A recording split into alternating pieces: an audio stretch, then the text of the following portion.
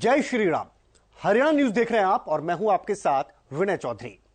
तुलसी ममता राम सो समता सब संसार, राग न रोष न दोष दुख, दास बहे भव पार। तुलसीदास जी कहते हैं कि जिनकी श्री राम में ममता और सब संसार में समता है, जिनका किसी के प्रति राग द्वेष दोष और दुख का भाव नहीं है, श्री राम के ऐसे भक्त भव सागर से पार हो चुके हैं। तुलसीदास जी की ये दो लाइनें आज के हमारे कार्यक्रम की थीम को साफ कर देती हैं। तो चलिए प्रभु श्री राम का नाम लेकर इस कार्यक्रम की शुरुआत करते हैं।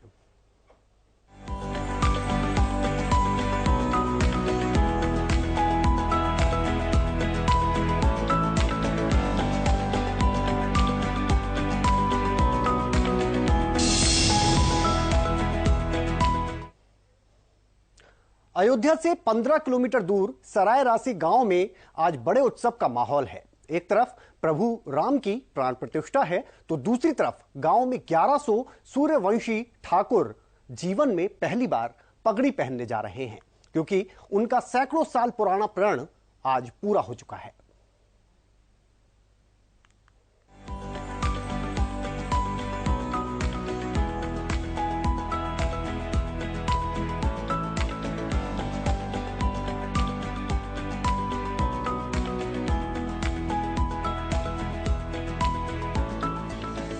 सराय राशि गांव रामनगरी से मात्र 15 किलोमीटर दूर। इस गांव का इतिहास बड़ा ही दिलचस्प और सैकड़ों सालों पुराना है। सराय राशि गांव में 90% घर सूर्यवंशी ठाकुरों के हैं, जो खुद को श्री राम का वंशज मानते हैं। यहाँ की पहचान ही इन सूर्यवंशी ठाकुरों के कारण है, और उससे भी ज्यादा इस पूरे गांव की एक कसम सैकड़ों सालों से पहचान बनी हुई है। सूर्यवंशी ठाकुरों की वो कहानी। ये बात साल 1528 की है। मुगल बादशाह बाबर का सेनापति मीर बाकी अयोध्या में एक मस्जिद बनवा रहा था। इसके लिए उसने रामकोट यानी राम के किले को चुना। यहाँ पहले से भगवान राम का मंदिर था, जिसे मीर बाकी ने तुड़वा दिया। सराय राशि गांव के ठाकुर गजराज सिंह ने 90,000 क्षत्रियों को इकट्ठा किया और मीर बाकी की सेना से लड़ने निकल गए। दोनों सेनाओं में 10 दिन तक युद्ध चला। 80,000 सूर्यवंशी मारे गए। इस लड़ाई में ठाकुरों की हार हुई। युद्ध हार का ठाकुर गजराज सिंह गांव लौटे तो उन्हें महिलाओं ने खूब धिक्कारा। सूर्यवंशियों की शान माने जाने वाली पगड़ी की ओर इशारा कर कहा, जब तुम लोग मंदिर नहीं बचा पाए तो ये पगड़ी किसी काम की नहीं है, इसे उतार कर फेंक दो। तब ठाकुरों ने सौगंध ली कि जब तक रामलला का मंदिर नहीं बन जाता पगड़ी नहीं पहनेंगे, कभी सिर नहीं ढकेंगे। 500 साल बीत गए। सूर्यवंशी ठाकुरों के 126 गांवों में किसी ने पगड़ी नहीं पहनी।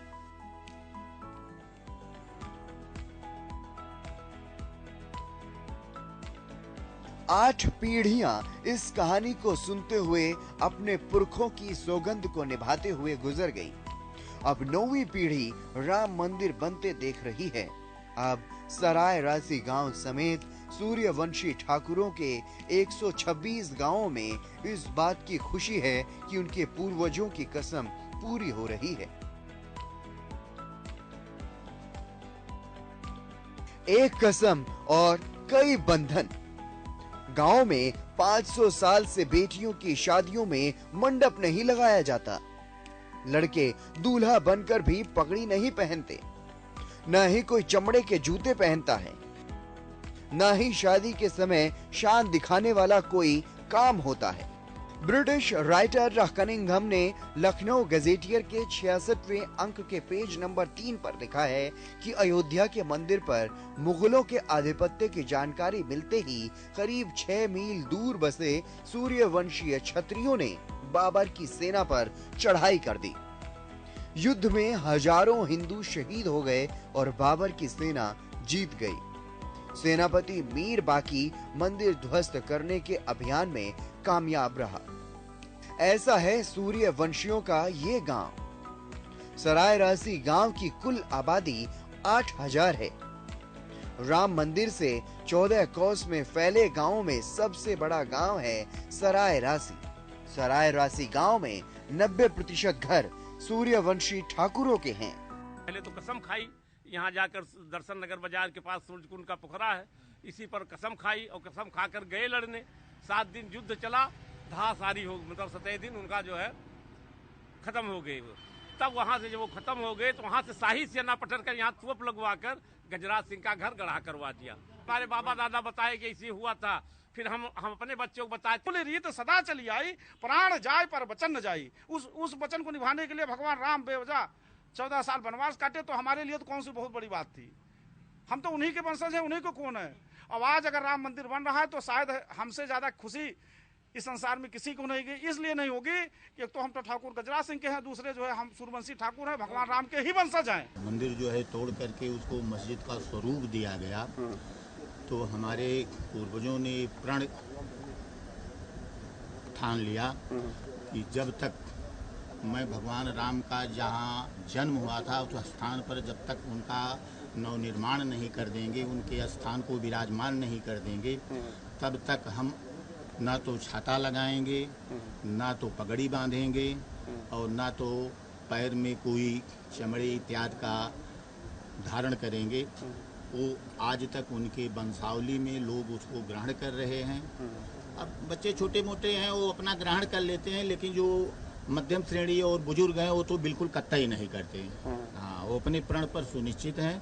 लेकिन भगवान राम का भव्य और दिव्य मंदिर जो बन रहा है, 14 जनवरी के बाद जब उसका भव्य उद्घाटन होगा तो उस समय हमारे सूर्यवंशी 14 कोस के जितने भी हैं सरायरासी तो सदैव उसके लिए अपने प्राणों को अर्पित कर दिया है, मरने मिटने को तैयार है, कुर्बानी उसने दिया। लेकिन वो 14 जनवरी को उनके निशा बाबा के जो पूर्वज हैं पूरे ग्राम सभा के, वो वहाँ जाएंगे और जो उनका योगदान है उसमें सदैव कर्मठता पूर्वक उसका अनुपालन करें। आज तक हम लोग ने कभी भी सर पे गमछा या पगड़ी कोई भी छत्र आज तक नहीं लिया है। और जहाँ तक रही पालन की बात, हम नौजवान आज तक भी निर्वहन करने का पूरा प्रयास करते हैं कि अपने हमारे जो पूर्वज जिसका निर्वहन करते हुए चले आ रहे हैं उसका पालन हम लोग भी अपना करते रहें, कि हम लोग को पूर्वजों की शान बनी रहे। और राम मंदिर का निर्माण जल्द ही पूरा होने वाला है। पूरा होते ही हम लोग अपने पूर्वजों के साथ अपने बड़ों बुजुर्गों के साथ जाकर वहाँ पर अपना संकल्प पूरा करेंगे और उस अपने छत्र का रूप धारण करेंगे। गांव की महिलाएं भी निभाती हैं कसम। सरायरासी गांव में पुरुषों के साथ साथ महिलाएं भी सिर नहीं ढकने की कसम का पालन करती हैं। गांव में कोई नई बहू आती है तो उसे पूरा घूंघट नहीं करने दिया जाता। इसके पीछे महिलाओं की मान्यता है कि जब तक रामलला का छत्र नहीं सज जाता वे भी पूरा सिर नहीं ढकेंगी। गांव के बुजुर्ग लोग बताते हैं कि सूर्यवंशियों के परिवार अयोध्या के आसपास 14 कोस में फैले हुए हैं। इन गांव के लोग अब भी 500 साल पुरानी प्रतिज्ञा का पालन करते हैं। कितनी भी गर्मी हो, सर्दी पड़े, यहाँ कोई सिर नहीं ढकता। सरायरासी के हर घर में कार सेवकों की कोई न कोई कहानी है। यहाँ रहने वाले बताते हैं कि राम मंदिर आंदोलन के लिए देश भर से कार सेवा के लिए लोग अयोध्या पहुंच रहे थे। उनके खाने और रहने का इंतजाम गांव वाले ही करते थे। सरायरासी उस वक्त हॉटस्पॉट बना हुआ था। पुलिस की सबसे ज्यादा गाड़ियां इसी गांव में गश्त लगाती थीं। यहाँ के लोगों को हर रास्ता मालूम था जिनके जरिए अयोध्या से पुलिस की नजरों में आए बिना भागा जा सकता था। उस वक्त कार सेवकों के लिए गांव में खाना बनाया जाता था। लोग दिन में कार सेवा करते और रात में साथ बैठकर खाना खाते थे। इसी दौरान अगले दिन की प्लानिंग भी की जाती थी। किसको क्या काम दिया जाएगा सब यहीं से तय होता था। गांव में अब घर घर में राम मंदिर के उद्घाटन समारोह से पहले रंगाई पुताई करवाई जा रही है। प्राण प्रतिष्ठा को लेकर अयोध्या के गांवों में उत्सव मनाया जाएगा। जगह जगह रामायण और सुंदर कांड का पाठ चल रहा है। लोग श्री राम का भजन गा रहे हैं, खुशी मना रहे हैं। यहाँ रहने वाले संपन्न घरों के लोग मंदिर बनने से पहले विशाल भंडारे भी करवा रहे हैं। सराय राशि के गायत्री मंदिर में 1100 सूर्यवंशियों को पगड़ी धारण कराने की रस्म अवध का क्षत्रिय समाज पूरे रीति रिवाज से पालन करेगा। गांव-गांव जाकर पगड़ियां बांटी जाएंगी। राम मंदिर में राम लला के विराजते ही महिलाएं दिन में सुंदरकांड और रामायण की चौपाइयों का पाठ करेंगी और रात में दीपदान उत्सव मनाया जाएगा। सभी 126 गांवों में घी के दीपक जलाए जाएंगे। कुल मिलाकर 22 जनवरी की तारीख इन गांव के लोगों के लिए त्योहार से कम नहीं है। यहाँ की ये पीढ़ी खुद को किस्मत वाली समझती है, क्योंकि ये पीढ़ी रामलला का मंदिर बनते देख रही है। यहाँ के लोगों के जिंदा रहते 9 पीढ़ियों से चली आ रही कसम पूरी हो रही है। तो राम नाम में कितनी शक्ति है, ये झारखंड की रहने वाली सरस्वती देवी को देखकर समझ आ जाती है, जिनकी प्रतिज्ञा लगभग 3 दशक बाद पूरी होने जा रही है। सरस्वती देवी की साधना की कहानी में आपको उनकी ध्वनि कहीं सुनाई नहीं देगी, लेकिन भक्ति का एक अनूठा उदाहरण वो जरूर पेश करती हैं।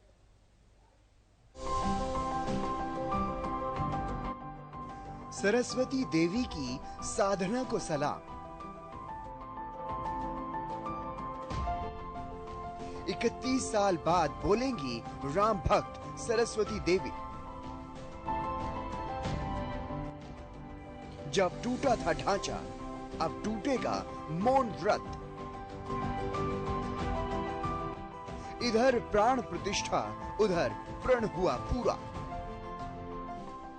एक तरफ अयोध्या के राम मंदिर में रामलला की प्राण प्रतिष्ठा, तो दूसरी तरफ एक साधक की सालों से चली आ रही साधना भी पूरी होने जा रही है।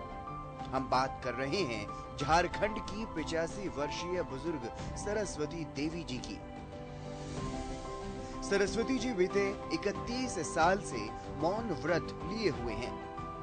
सरस्वती देवी 1992 में बाबरी मस्जिद ढहाए जाने के बाद से ही मौन हो गई थी। उन्होंने प्रण लिया था कि वो तभी मौन व्रत तोड़ेंगी जब राम मंदिर बनकर तैयार हो जाएगा। सरस्वती देवी धनबाद की रहने वाली हैं।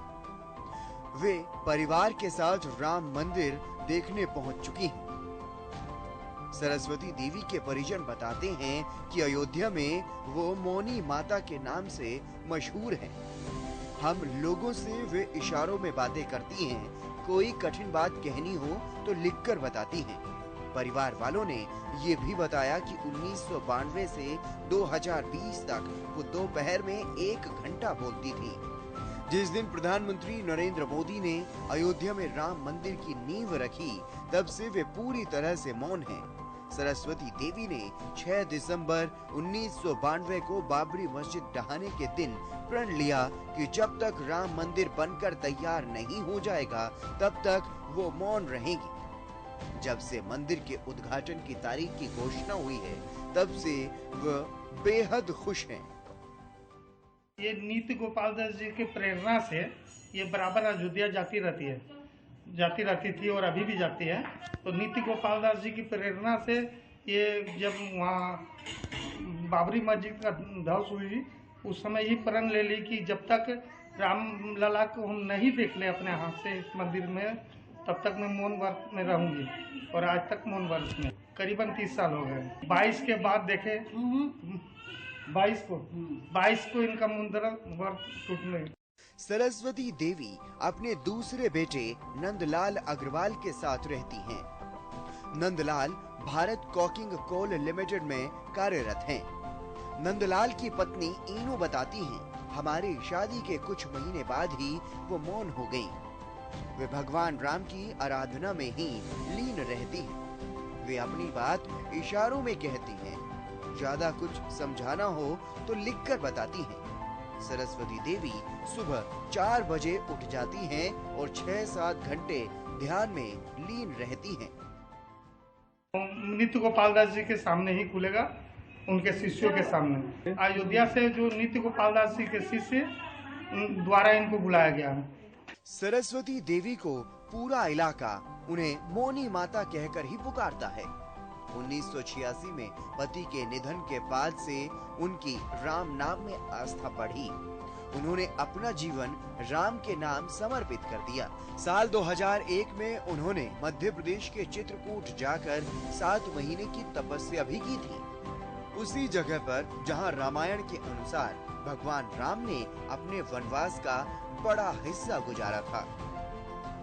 इसके अलावा उन्होंने चारों धामों की यात्रा भी की है। अयोध्या, काशी, मथुरा, तिरुपति बालाजी, सोमनाथ मंदिर जैसी जगहों पर भी हाजिरी लगा चुके हैं। राम नाम की भक्ति कुछ ऐसी है जिसकी कोई सीमा नहीं है। देश दुनिया से हजारों किलोमीटर दूर से आज अपने आराध्य भगवान श्री राम के दर्शन करने भक्त राम नगरी पहुंच रहे हैं। लेकिन कुछ ऐसे अनोखे भक्त हैं जो भक्ति की अलग ही मिसाल पेश कर रहे हैं। इन्हीं में से एक है मुंबई की रहने वाली शबनम। जी हां, ये मजहब से मुसलमान हैं, लेकिन इनके रोम रोम में केवल राम बसते हैं। जय श्री राम।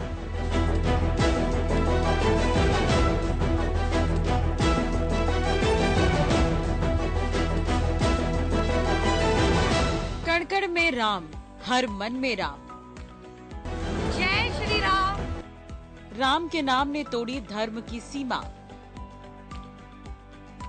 मुस्लिम भक्त शबनम ने पेश किया उदाहरण।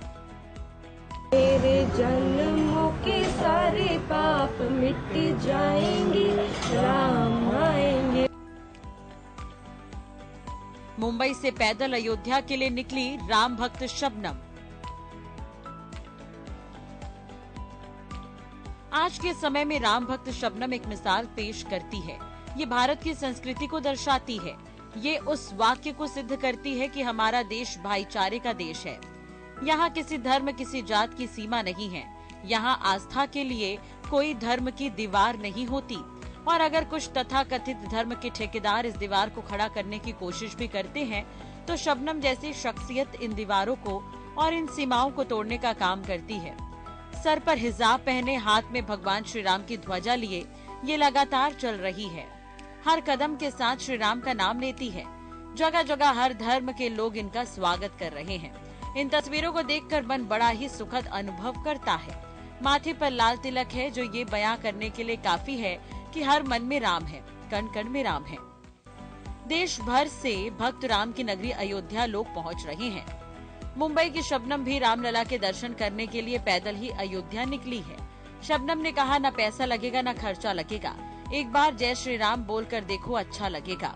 राम सबके हैं, मैं उनके दर्शन करने जा रही हूँ। उनकी पूजा करने के लिए हिंदू होना जरूरी नहीं है। शबनम ने अपने 2 दोस्त विनीत और रमन राज शर्मा के साथ अयोध्या जाने का फैसला किया और अयोध्या के लिए रवाना हुई है। और मैं राम जी के दर्शन के लिए निकली हूँ, यही मेरा लक्ष्य है। और मेरा ऐसा कोई लक्ष्य नहीं है कि मैं प्राण प्रतिष्ठा के दिन पहुँचूँ। मैं कभी भी पहुँचूँगी, मैं दर्शन लेकर निकलूँगी। और हमारे माननीय प्रधानमंत्री जी, उन्होंने भी बोला है कि भाई 22 जनवरी को आप ना ही आए तो बेटर है, क्योंकि बहुत ज़्यादा क्राउड होने वाला है वहाँ पर। और जो बल है, जो बोलते हैं ना पुलिस वाले, वो भी काफ़ी ज़्यादा बिजी रहने वाले हैं।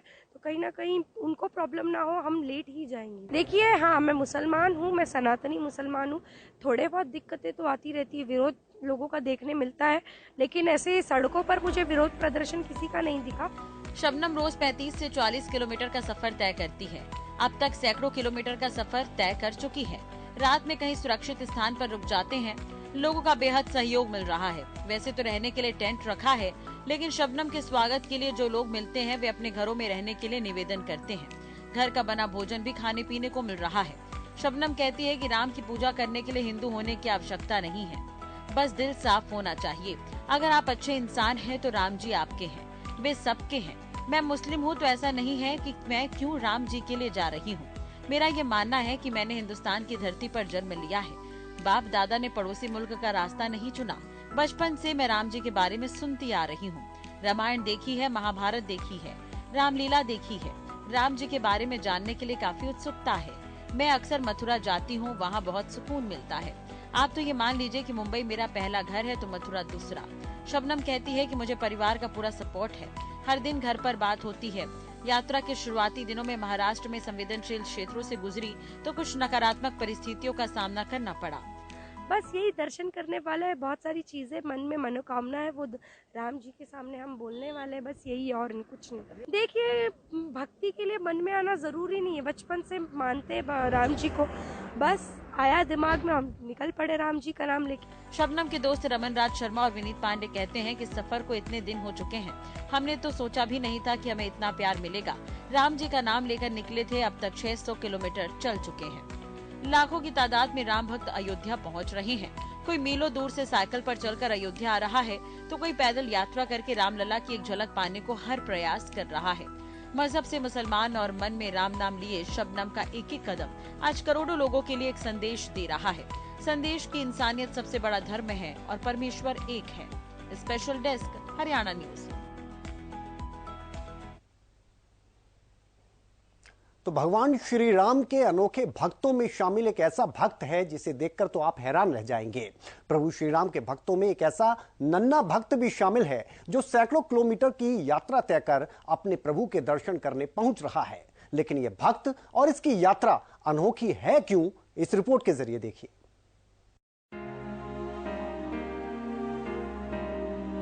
मिलिए श्री राम के नन्हे भक्त से। स्केटिंग से अयोध्या तक का सफर, राजस्थान से अयोध्या का अनोखा सफर, 10 साल का बच्चा स्केटिंग करते हुए निकला अयोध्या। आप सभी भक्तों को मेरा जय श्री राम।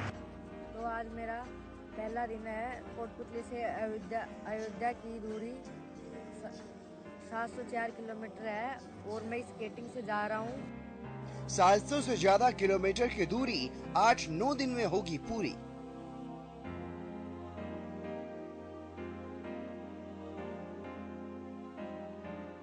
अयोध्या में रामलला की प्राण प्रतिष्ठा का इंतजार अब खत्म हो गया है। देश के कोने कोने से लोग रामनगरी अयोध्या पहुंच रहे हैं। ऐसे में बच्चों से लेकर के युवाओं तक में, महिलाओं से लेकर के बुजुर्गों तक में अपने भगवान राम के दर्शनों के लिए खासा उत्साह देखने को मिल रहा है। हजारों किलोमीटर दूर से लोग रामनगरी पहुंच रहे हैं। ऐसा ही एक नन्हा सा भक्त अपने प्रभु के दर्शन करने राजस्थान के कोटपुतली से रवाना हुआ। अब आप कहेंगे कि राजस्थान से क्या, पूरी दुनिया से छोटे से लेकर बड़े तक हर आयु वर्ग के बच्चे अयोध्या आ रहे हैं, तो इसमें नया क्या है? इसमें नया ये है कि ये 10 साल का बच्चा स्केटिंग करते हुए अयोध्या पहुंच रहा है। हिमांशु ने बताया कि एक दिन मैं YouTube पर वीडियो देख रहा था। अयोध्या में भगवान राम के उत्सव में शामिल होने लोग पैदल जा रहे थे। तब मैंने स्केटिंग करके अयोध्या तक जाने का फैसला किया। हिमांशु के पापा और भाई भी उसके साथ ही जा रहे हैं, लेकिन वो कार से पीछे पीछे चल रहे हैं।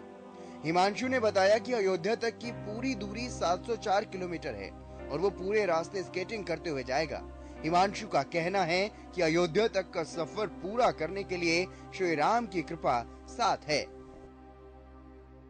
मैं कोटपुतली से अयोध्या के लिए चला हूँ और हमने लगभग आज 80 किलोमीटर की यात्रा, कल 80 किलोमीटर की यात्रा की थी और हम कल अलवर रुके थे और बीच बीच में हमारा बहुत मान सम्मान में मिला हमको और गौ सेवक, अलवर के गौ सेवक के द्वारा भी हमको बहुत मान सम्मान मिला।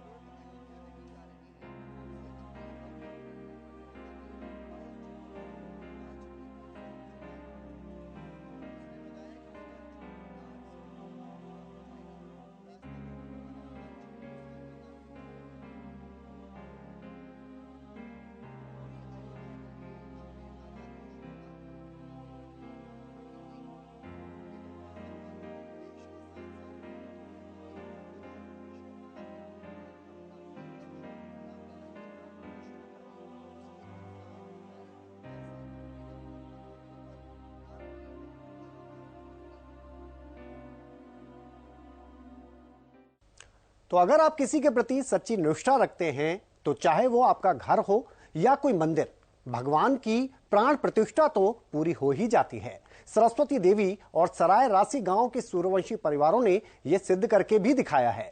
प्रभु की भक्ति में इतनी शक्ति है कि एक बार इसमें अगर आप लीन हो जाएं तो फिर किसी मजहब की कोई सीमा नहीं रहती, जिसे शबनम जैसी राम भक्त ने सत्य करके दिखाया है। प्रभु की भक्ति करने के लिए कोई उम्र नहीं होती, इसे हिमांशु जैसे 10 साल के बच्चे ने साबित करके दिखाया है। फिलहाल हमारी इस खास पेशकश में इतना ही। जय श्री राम।